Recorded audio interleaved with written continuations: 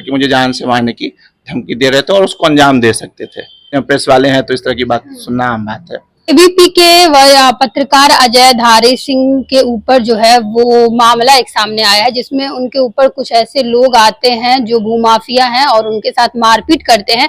उसका एक विजुअल सामने आया है और आप लोग सोशल मीडिया के जरिए देखे होंगे कि उनपे जो है वो मारपीट किया जाता है।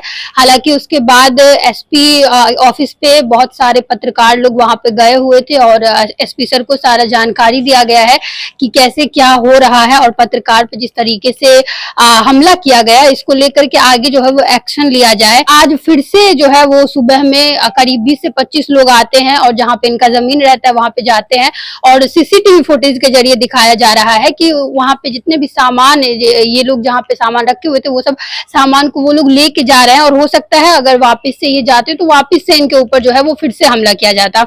आइए इनसे बात करते हैं और जानते हैं कि पूरा मामला क्या हुआ है और आगे जो है वो आखिर मधुबनी प्रशासन से ये क्या मांग कर रहे हैं। ये कल 15 मई की घटना है और मेरे घर के आगे मेरा ज़मीन है, जिसे मैं चूँकि वहाँ प्रशासन और कुछ और अन्य लोग जो कचरा वचरा फेंकते हैं, गंदा करते हैं, तो उसे साफ़ रखने के लिए मैं उसे घिरवा रहा था लेबर रख के।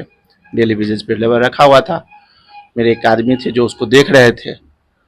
दोपहर करीब 2:30 बजे करीब उन्होंने मुझे फ़ोन किया कि एक आदमी आए हैं और काम रुकवा रहे हैं।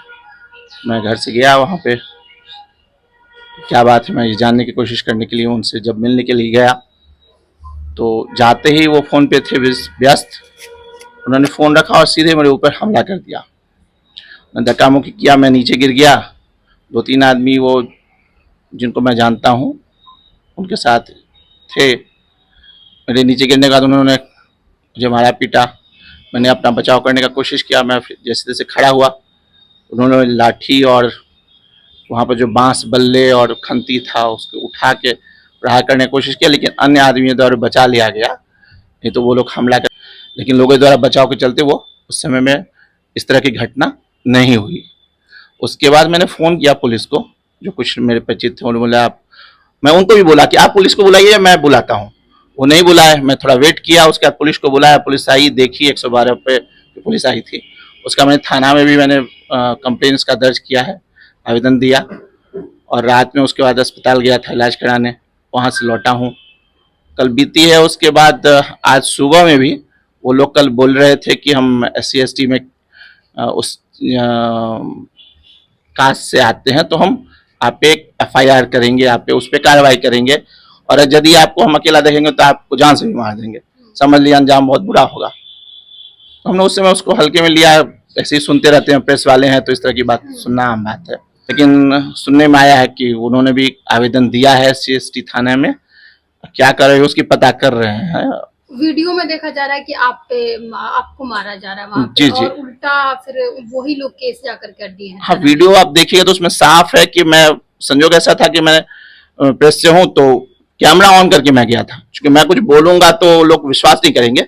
मैं कैमरा ऑन करके गया था तो उसमें आप साफ देख सकते हैं कि मैं गया हूँ, वो फोन पे है।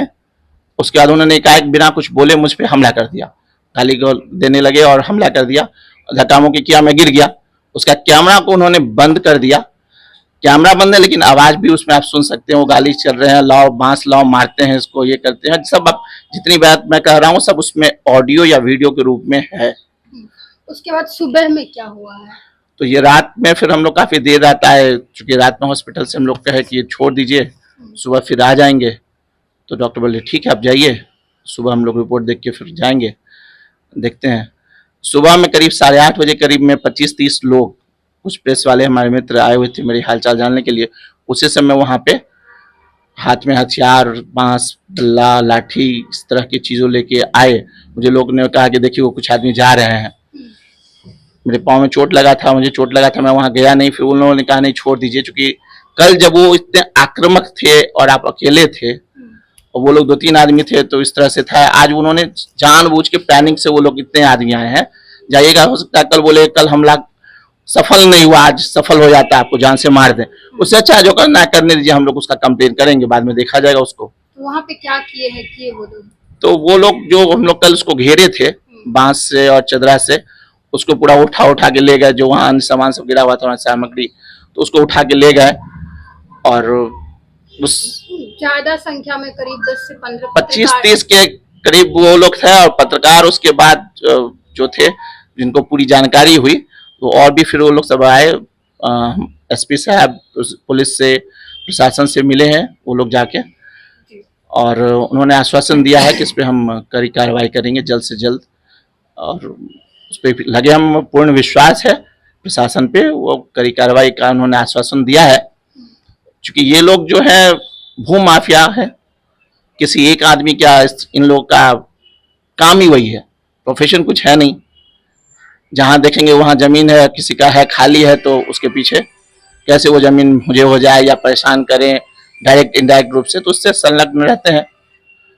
तो उससे उन्होंने देखा है, मामले को जाना है, तो आश्वासन मिला, हम उम्मीद करते हैं कि उस पर कुछ कार्रवाई होगी। पत्रकार भी हैं, आपको ऐसा लग रहा होगा कि भदोही में अगर बात की जाए तो भू माफिया और जमीन यह मामला हमेशा जुड़ा रहता है, क्या प्रशासन इसके उद्भेदन में कामयाब रहेगी?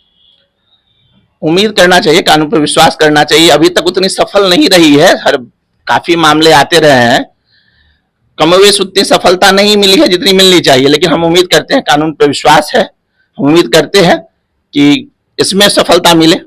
मेरा नाम अजय धारी सिंह हुआ, मैं मधुबनी का निवासी हूँ, वार्ड नंबर 14 का। मैं एबीपी न्यूज से जुड़ा हुआ हूँ और पिछले 34 साल से मैं पत्रकारिता कर रहा हूँ।